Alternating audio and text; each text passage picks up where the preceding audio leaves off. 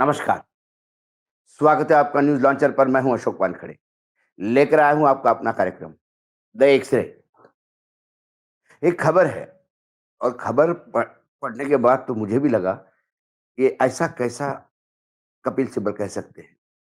तो फिर मैंने उसे एक्स-रे से देखा। खबर है कि राज्यसभा में जस्टिस वर्मा के खिलाफ महाअभियोग का विरोध करेंगे कपिल सिब्बल। उनने ये पत्रकार वार्ता लेकर ये आह्वान कर दिया। ये जस्टिस वर्मा वही हैं जिनके घर पर नोटों के बंडल मिले थे, अधजले, कुछ सही। उनके घर में वो दिल्ली हाई कोर्ट के न्यायाधीश हैं। उनके यहाँ आग लगी, वो घर के बाहर थे। पुलिस को पता पड़ा, पुलिस ने तुरंत फायर ब्रिगेड को बुलाया, फायर ब्रिगेड ने आग बुझाई। आग बुझाते समय फायर ब्रिगेड को एक कमरे में नोटों के बंडल जलते हुए दिखे। उन्होंने बुझाई, कुछ नोट जले थे, बाकी नोट पड़े। पैसा कितना था ये अभी भी अ, बड़ा अ पूरा जो आंकड़ा है, अलग-अलग स्रोत अलग-अलग आंकड़े बताते हैं। पहले फायर ब्रिगेड ने कहा कि ऐसा कुछ नहीं हुआ, फिर उसके बाद दिल्ली पुलिस ने कहा कि ऐसा कुछ नहीं हुआ। लेकिन सर्वोच्च न्यायालय ने वो वीडियो रिलीज़ करके बता दिया कि नहीं, गड़बड़ तो है। इसी बीच उनकी वर्मा जी की ट्रांसफ़र जो है, वो इलाहाबाद हाई कोर्ट कर दी। इलाहाबाद बार एसोसिएशन ने बाकायदा मना कर दिया, लेकिन फिर वो जस्टिस वहाँ पहुँच गए। सर्वोच्च न्यायालय ने तब कहा कि बहुत पहले से ही उन्होंने एप्लीकेशन लगाई थी ट्रांसफ़र की, तो हमने कर दी। लेकिन इंक्वायरी रहेगी, जारी रहेगी। फिर अलग-अलग हाई कोर्ट के चीफ जस्टिस को बुलाकर एक इंक्वायरी कमेटी बनाई गई। इंक्वायरी हुई, उसमें जस्टिस वर्मा दोषी पाया गया। सर्वोच्च न्यायालय ने ये जो कॉलेजियम है, उन्होंने जस्टिस वर्मा को ये कहा कि आप इस्तीफ़ा दे दीजिए। जस्टिस वर्मा ने मना किया। उसके बाद राष्ट्रपति और संसद को पत्र लिखा गया सर्वोच्च न्यायालय द्वारा कि वर्मा जी के खिलाफ महाभियोग लाकर उन्हें पद से हटाया जाए। अब यही वर्मा जी थे जब सर्वोच्च न्यायालय और उपराष्ट्रपति के बीच में लगातार टकराव चल रहा था। तब बार-बार उपराष्ट्रपति जगदीप धनखड़ ये कह रहे थे, क्या सुप्रीम कोर्ट पार्लियामेंट से भी ऊपर है क्या? सुपर पार्लियामेंट है क्या? तब उन्होंने कहा कि जस्टिस वर्मा के खिलाफ नोट मिलने के बाद भी एफआईआर दर्ज क्यों नहीं? ये तमाम बातें की। उसके बाद जब पत्र मिला, तो अब तैयारी चल रही है मानसून सेशन में, जो जुलाई में शुरू होने जा रहा है, महाभियोग लाने की। जो किरण रिजिजू है, वो उस पर विभिन्न सेक्टर मतलब वकीलों से, न्यायाधीशों से, पूर्व न्यायाधीशों से बात कर रहे हैं कि ये महाभियोग की प्रारूप कैसा होगा। अब एक भ्रष्ट न्यायाधीश जिसके घर में नोटों के बंडल मिले, इंक्वायरी ऑर्डर हो गई, न्यायपालिका ने स्वयं उनको दोषी पाया और न्यायपालिका ने ऐसे भ्रष्ट न्यायाधीश नहीं होने चाहिए, इसके लिए उन पे महाभियोग चलाने का एक अनुशंसा की, क्योंकि जस्टिस वर्मा ने इस्तीफा देने से मना किया। एकाएक कपिल सिब्बल कहते हैं कि हम इसका विरोध करेंगे, क्यों? कपिल सिब्बल का कहना है कि जो 2 अलग-अलग केसेस में सरकार अलग-अलग तरीके से काम कर रही है, इसलिए हमारा विरोध है।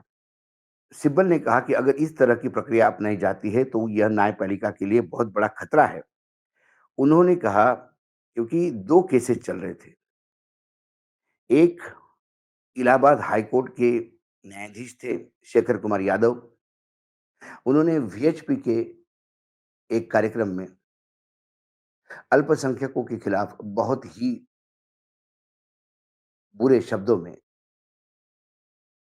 जो कहा वो उनका द्वेष उनके प्रति नफ़रत दिखाई देती है। और फिर संविधान को चैलेंज देते हुए उन्होंने कहा, बहुसंख्यक जो चाहेंगे वही कानून होना चाहिए।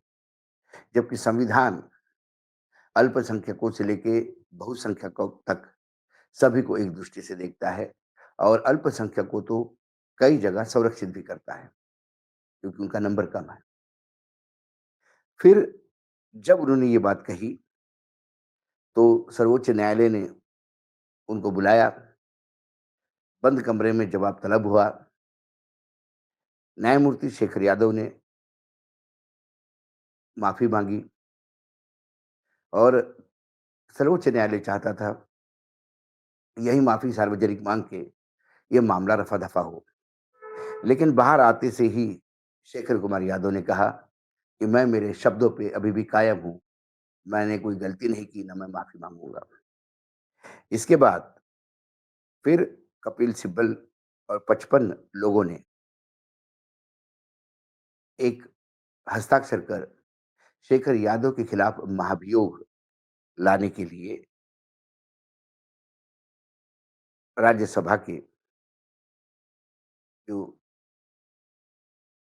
सदस्य है, वो पदेन अध्यक्ष है उपराष्ट्रपति जगदीप धनखड़, उनको 13 दिसंबर 2024 को ये बात कही।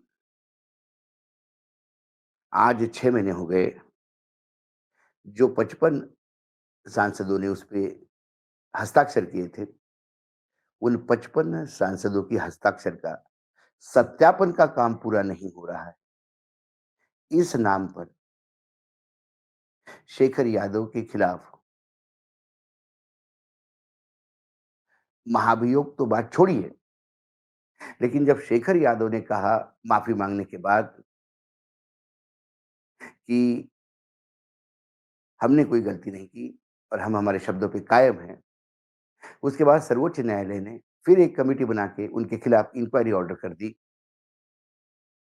तो उपराष्ट्रपति जी ने, राज्यसभा सेक्रेटरीएट ने सुप्रीम कोर्ट को पत्र लिखकर कहा, क्योंकि ये मामला महाभियोग के लिए 55 सांसदों द्वारा चिट्ठी एक लिखकर हमारे पास पड़ा हुआ है, तो आप शेखर यादव की इंक्वायरी नहीं कर सकते। कपिल सिब्बल ने कहा कि एक जज के खिलाफ आप महाभियोग लाएँगे और दूसरों को बचाएँगे, ये पक्षपात रवैया नहीं चलेगा। क्योंकि शेखर यादव की जो भाषा थी, वही भाषा लगभग वर्तमान सत्ता के दल की है, जो सत्ता में है। तो जगदीप धनखड़ पत्र लिखकर सर्वोच्च न्यायालय को शेखर यादव को बचाना चाहते हैं और वर्मा जी के खिलाफ महाभियोग लाना चाहते हैं। ये करके वो कहीं न कहीं न्यायपालिका को कंट्रोल करना चाहते हैं, क्योंकि वो सब्जेक्टिव हो गए। आपको दोनों जजों को एक चश्मे से देखना होगा, क्योंकि एक ने वीएचपी के कार्यक्रम में वो भाषा बोली जो आपको सूट होती है, भले ही संविधान के खिलाफ हो, अल्पसंख्यकों के खिलाफ नफ़रत फैलाने वाली हो, तो भी उनके खिलाफ चलने वाली इंक्वायरी आप इस नाम पे रोकते हैं कि मामला संसद के पटल पर है।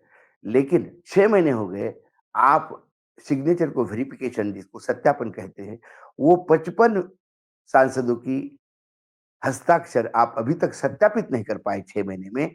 ये बताता है कि जानबूझकर आप शेखर यादव को बचा रहे हैं और वर्मा जी को खिलाफ महाभियोग चलाना चाहिए। महाभियोग तो दोनों के खिलाफ चलना चाहिए। वर्मा जी के भी खिलाफ चलना चाहिए और यादव जी के भी खिलाफ चलना चाहिए। लेकिन यदि आप सब्जेक्टिव चलते हैं कि शेखर यादव को बचाएँगे, कपिल सिब्बल ने ये भी कहा कि सर्वोच्च न्यायालय की इंक्वायरी से सदन का कुछ लेना-देना नहीं। सर्वोच्च न्यायालय इंक्वायरी करेगा यदि उसमें दोषी पाया गया, क्योंकि कपिल सिब्बल कहते हैं कि उनकी ये सूचना है कि जो इलाहाबाद हाई कोर्ट के मुख्य न्यायाधीश हैं, उनकी जो रिपोर्ट सर्वोच्च न्यायालय को मिली, वो शेखर यादव जी के खिलाफ है। उन्होंने कहा कि ये इंक्वायरी भी ऑर्डर होती है और शेखर यादव दोषी भी पाए जाते हैं। फिर भी मामला महाभियोग के लिए संसद में ही आना था। ये कोई सर्वोच्च न्यायालय की इंक्वायरी और महाभियोग, ये 2 अलग-अलग सेक्टर है और इसको कोई एक-दूसरे के इंटरेस्ट को हार्म नहीं करते। क्योंकि शेखर यादव को आपको बचाना था, क्योंकि शेखर यादव ने भले ही संविधान की अवहेलना की हो, अल्पसंख्यकों के खिलाफ नफ़रत फैलाई हो, फिर भी क्योंकि वो आपकी भाषा बोलता है, तो आप उनको बचाएँगे और वर्मा को आप महाभियोग लाकर उनको इस न्यायपालिका से दूर करेंगे, क्योंकि आप चाहते हैं। इसका मतलब सरकार इनडायरेक्टली न्यायपालिका पे कंट्रोल करना चाहती है, वो होने नहीं देंगे। इसलिए इस महाभियोग का वो विरोध करेंगे। विरोध इसलिए नहीं करेंगे कि वो भ्रष्ट न्यायपालिका को, न्यायाधीश को बचाना चाहते हैं।